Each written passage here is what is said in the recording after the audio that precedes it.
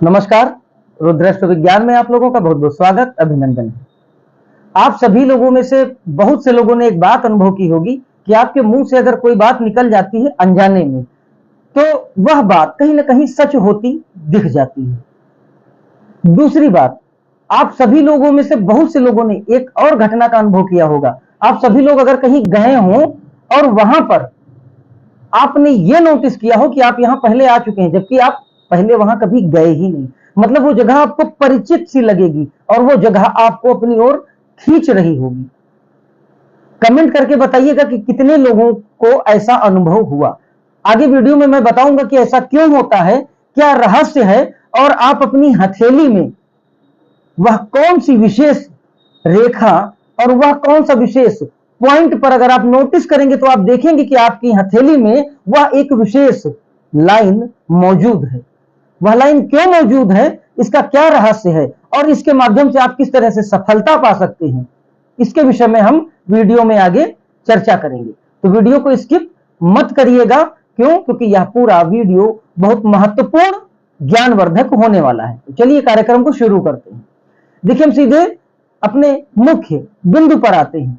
आज हम बात कर रहे हैं एक हथेली में बनने वाली ऐसी रेखा जिसको हम अतीन्द्रिय ज्ञान रेखा कहते हैं, अंतर ज्ञान रेखा कहते हैं।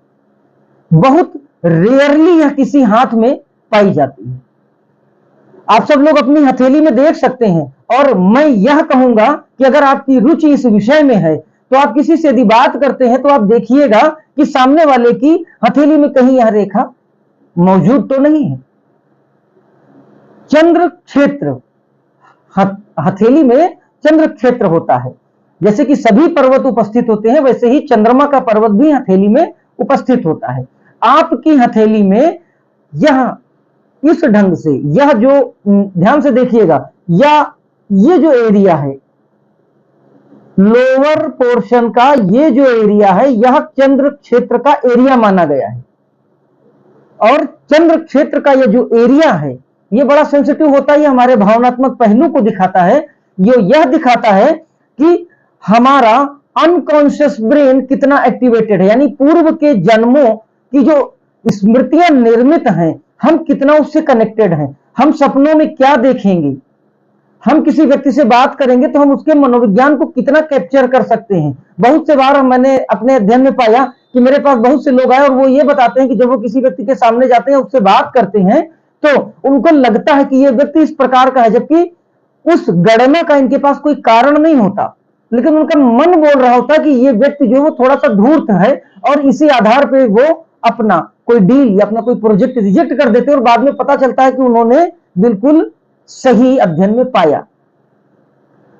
एक कपल मेरे पास आए, वो अपने लड़की की शादी के विषय में मुझसे परामर्श लेने आए थे। तो उन्होंने अपना एक अनुभव मुझसे साझा किया। उन्होंने बताया कि वो अपनी लड़की के लिए वर की तलाश में एक परिवार से भेंट करने गए और उनको ऐसा ही अनुभव हुआ कि जो लड़का है इसके साथ कुछ गड़बड़ है या कहीं ना कहीं कोई तथ्य, कोई बात छिपाई जा रही है। जबकि उन्होंने पास पड़ोस में सब कुछ पता किया तो उनको सब कुछ ठीक मिला। कुछ समय के बाद फिर किसी दूसरे व्यक्तियों के माध्यम से उनको सूचना मिली कि उस लड़के का एक विवाह हो चुका था जो कि छिपाया जा रहा था। तो इस तरीके की बहुत से स्टोर्ड मैटर मेरे पास हैं, जिसके आधार पर मैंने अपने अध्ययन में कुछ निचोड़ पाया और वह निचोड़ मैं आप सब लोगों के साथ साझा कर रहा हूं। तो यह जो क्षेत्र होता है, यह चंद्र का क्षेत्र होता है और इस चंद्र के क्षेत्र से कोई लाइन निकले और वह धनुषाकार हो, यानी कि यहां से लाइन निकले और यूं ऐसे रोटेट होती हुई और इस क्षेत्र तक पहुंचने की कोशिश करे, यानी कि इस एरिया से निकले कोई लाइन और यूं धनुषाकार हल्का सा कर्व लेती हुई और इस एरिया की ओर बढ़े, तो ऐसी रेखा को हम अतीन्द्रिय ज्ञान रेखा या अंतर ज्ञान रेखा कहते हैं। जिनके भी हाथों में यह लाइन होती है, ऐसे लोग भविष्यवक्ता होते हैं, विशेष रूप से ज्योतिषी होते हैं, यानी कि भविष्य में होने वाली घटनाओं को इनको पूर्वाभास होने लगता है। अब डिपेंड करता है कि यह कितनी स्पष्ट रेखा है और यह कटी फटी तो नहीं है या इस पर कोई विशेष चिन्ह तो नहीं बना है। अब यही लाइन यदि स्पष्ट हो, कहीं से कटी ना हो, कोई दूसरी लाइन इसको क्रॉस ना कर रही हो, इस लाइन पर कोई द्वीप ना बना हो तो यह बड़ी विशेष और सफल रेखा मानी जाएगी। जिस किसी के भी हाथ में यह रेखा होगी, ऐसे व्यक्ति को भविष्य में होने वाली घटना का पूर्वाभास होने लगेगा। दूसरा, ऐसा व्यक्ति जिस किसी भी व्यवसाय में हाथ डालेगा, वह व्यवसाय उसका निश्चित तौर पर चमकेगा। और यदि यह व्यक्ति किसी भी व्यक्ति के व्यवसाय में सहयोग कर दे, तो वह व्यवसाय यानी वह जिसका सहयोग करेगा, वह व्यक्ति अपने जीवन काल में इतनी ऊंचाइयां छुएगा कि कम से कम 1000-2000 लोगों को ऐसा व्यक्ति नौकरी दे सकता है। ऐसे लोग जिस किसी भी व्यक्ति के साथ जुड़ जाते हैं, उसका भाग्य चमक उठता है। यह पूर्व के जन्मों के ऋण के कारण भी होता है। मतलब कि जिनके हाथ में ऐसी लाइन पाई जाएगी और उनका कोई पूर्व के जन्म का ऋण किसी व्यक्ति के प्रति बाकी है, तो वह ऐसे व्यक्ति से जरूर जुड़ेंगे और जुड़कर उस व्यक्ति को भाग्योन्नत करेंगे। अब यही लाइन मान लीजिए कि शुरुआत यहां से हो रही है, लेकिन यहां से शुरुआत में ही कोई एक द्वीप बना है और वहां से ये लाइन स्टार्ट हो रही है, तो ऐसे लोगों का अनकॉन्शियस ब्रेन बहुत ज्यादा एक्टिवेट होता देखा गया है। यहां तक कि ऐसे लोग नींद में भी चलने के आदि हो सकते हैं, लेकिन नींद में भी ये चलेंगे तो बिल्कुल पता नहीं चलेगा। अगर कोई इनको दूर से देख रहा होगा तो ये लगेगा कि ऐसा व्यक्ति जो है वो नींद में नहीं है। इतना सटीक इनका अनकॉन्शियस एक्टिवेट हो जाता है कि यह चेतन में नहीं होते, लेकिन उसके बावजूद इनको एक एक चीज का ज्ञान रहता है। इसीलिए इस रेखा को अतीन्द्रिय ज्ञान रेखा कहा गया है।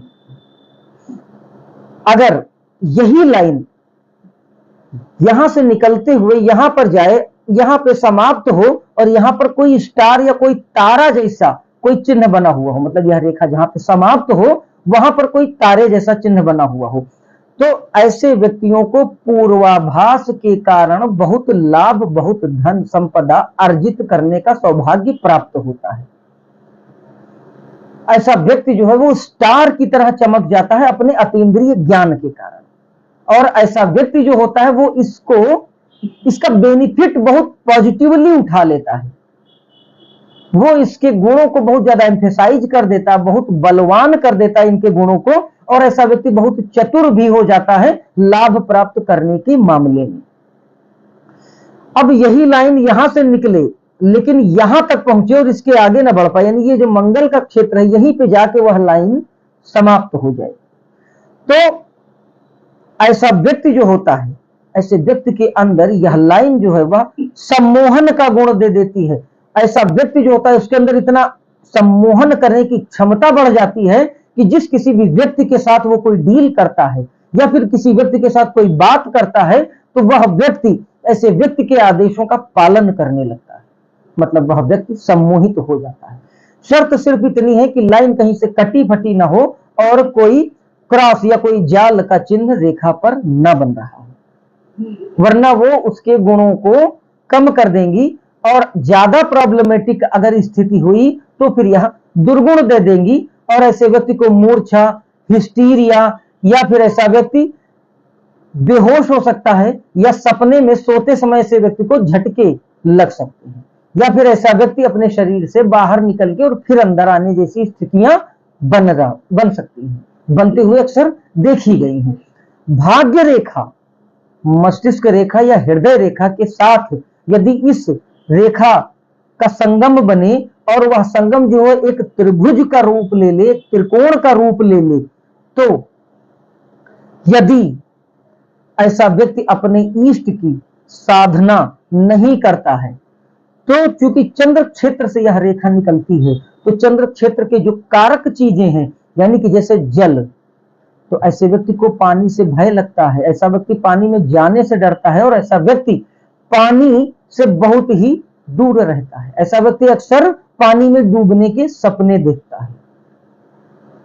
लेकिन यदि ऐसा व्यक्ति अपने इष्ट की आराधना कर रहा है तो यही अवगुण उसको लाभ देगा। फिर ऐसे व्यक्ति के दिमाग में, दिमाग भी नहीं कहेंगे, मन में, उसका अनकॉन्शियस जो मन है वह उसको इतना अधिक सक्रियता के कारण इतना अधिक लाभ देने लगेगा, ऐसा व्यक्ति बेसिकली, क्योंकि ट्रायंगल है तो वो शुभ परिणाम देगा और मैटेरियलिस्टिक बेनिफिट देगा, यानी कि भौतिकवादी संसाधनों में वृद्धि कराएगा अपने इस गुण के कारण। तो ऐसा व्यक्ति जो होगा उसको पूर्वाभास होगा, और विशेष तौर पे किसी व्यावसायिक डील में या नौकरी में या फिर कुछ ऐसे व्यवस्थाएं जहां पर पूर्वाभास के कारण वो कोई लाभ उठा सके, इन सब मामलों में वह अकूत धन और संपत्ति अर्जित करता है। अब जैसे चंद्रमा, यहीं से इस रेखा का सृजन होता है, प्रारंभ होता है।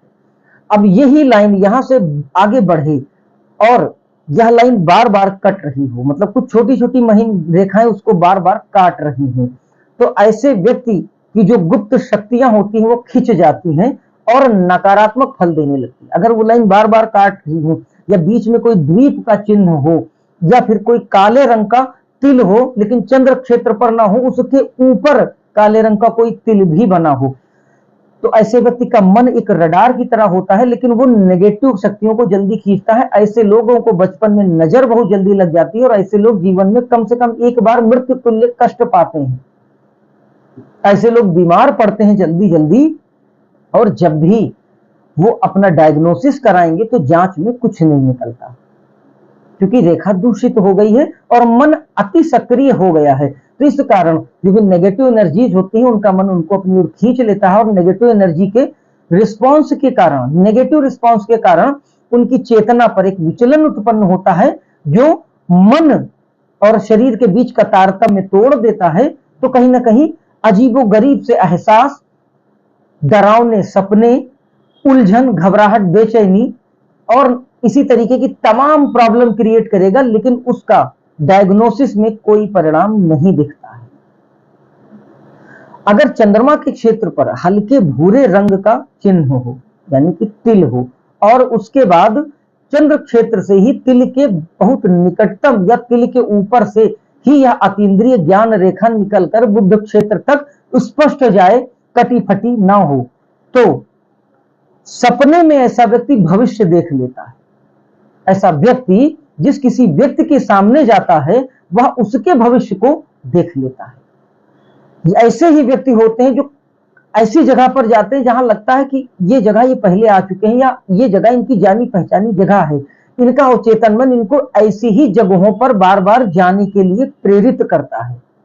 ऐसे व्यक्ति यदि थोड़ा सा आध्यात्म और थोड़ा सा ध्यान की ओर अपना मन लगा दें, तो ऐसे लोग अपने पिछले 2 जन्मों के स्मृतियों को संग्रहित कर सकते हैं, यानी अपने पिछले 2 जन्मों के बारे में जान सकते हैं।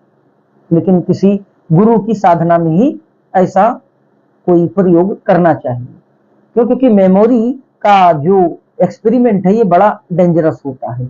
आपस में मिक्सअप होने के कारण कई परेशानियां उत्पन्न हो सकती हैं। मेमोरी रिकॉल हो गई है और उसके बाद फिर अभी करंट इस जन्म की जो आपकी मेमोरी होगी और पास्ट लाइफ की जो मेमोरीज होंगी वो आपस में जब मिक्सअप होंगी, तो ईष्ट और गुरु के बिना मार्गदर्शन के अगर आप करते हैं और आपके शरीर और मन में उतनी सामर्थ्य नहीं है, तो फिर बहुत बड़ी समस्या हो सकती है। तो मेरा निवेदन यही है कि यह कार्यक्रम केवल जानकारी और ज्ञान के उद्देश्य से दिया जा रहा है। किसी भी प्रकार का प्रयोग जिनके हाथों में ऐसी लाइन है वो बिल्कुल ना करें, क्योंकि ऐसे लोगों का मन अति सक्रिय होता है, अवचेतन मन बहुत हाईली पोटेंशियल लेवल पर होता है और पास्ट लाइफ की मेमोरी से कनेक्टेड होता है।